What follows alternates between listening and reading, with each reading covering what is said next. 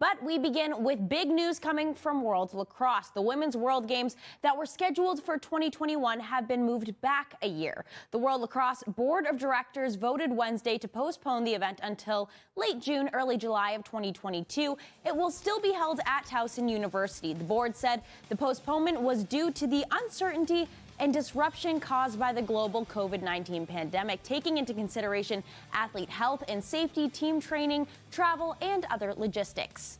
The other teams affected by the pandemic, the U20 men's teams. They, too, will have their event delayed by a year. It's expected their games will still be held in Limerick, Ireland, and take place in late July, early August of 2022. World Lacrosse says in order to make certain athletes who otherwise would have been eligible to compete in the event had it been held in 2021 still have the opportunity to do so, the upper age limit for eligibility will be raised on a one-time basis to U21.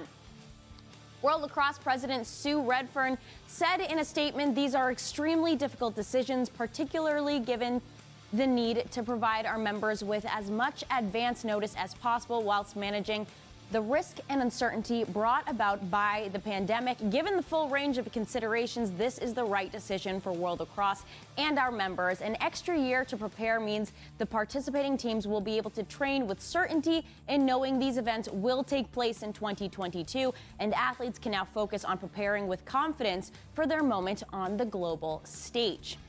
So here's what the calendar now looks like for the summer of 2022. Late June, early July of 2022, it's World Lacrosse Women's World Championship. That is in Towson, Maryland. Then July 7th to the 17th, the World Games of 2022 in Birmingham, Alabama. And late July, early August 2022, World Lacrosse Men's U21 World Championship in Limerick, Ireland. As you can imagine, the lacrosse world is reacting to these changes, including Steve Stenerson, president of U.S. Lacrosse. What impact does that make for U.S. Lacrosse in general?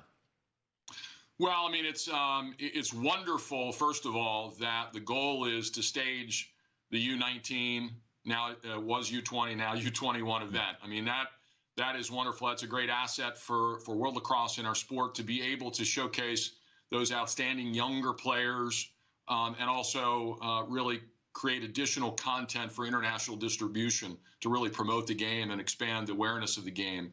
So we're really excited that we've got Coach Nick Myers and his players obviously have been disappointed, as all the athletes who were scheduled to participate in Limerick this year were disappointed, but holding out new life for that competition is, I think, wonderful news. For us, we're disappointed we're not able to host in 2021, but by the same token, it's a really challenging environment for both U.S. Lacrosse and World Lacrosse, as we all know. And, with that event being, a little over 6 months away, it really is a bit of a crapshoot as to whether it's appropriate not only for us to host in an unknown behavioral situation. We don't know. We're hopeful, of course, that COVID is going to be on its way out of here within the first 2 quarters of next year, and certainly by the end of the second quarter, we'll be feeling really, really good about the future.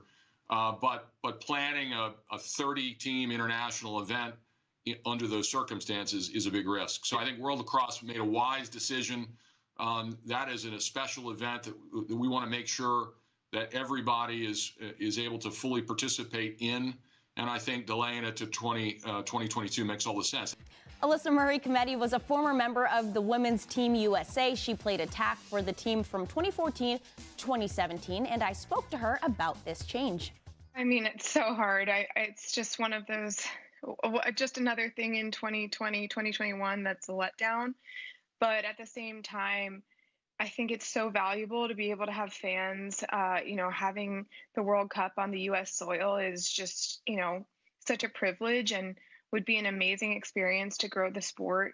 I was there when it was in England and the World Games in Poland. And, you just think about, there's tons of fans there, and just imagine if it was on U.S. soil. And so I think having a tournament with no fans or limited capacity would be a disservice to what the event can really be. And so, as much of a letdown it is for the players that are on the current team and that they have to wait another year, I think it's what's best for the actual event.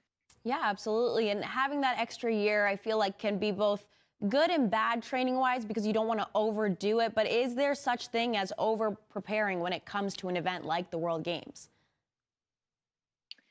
Well, I think we're still far out enough to that the athletes probably have plenty of time to kind of rework their training schedule. I know a handful of girls that are still playing and training super hard, but the ramp up before the games is pretty intense. And since they were able to make this decision pretty early, they'll be able to kind of tailor their training schedule to another year out.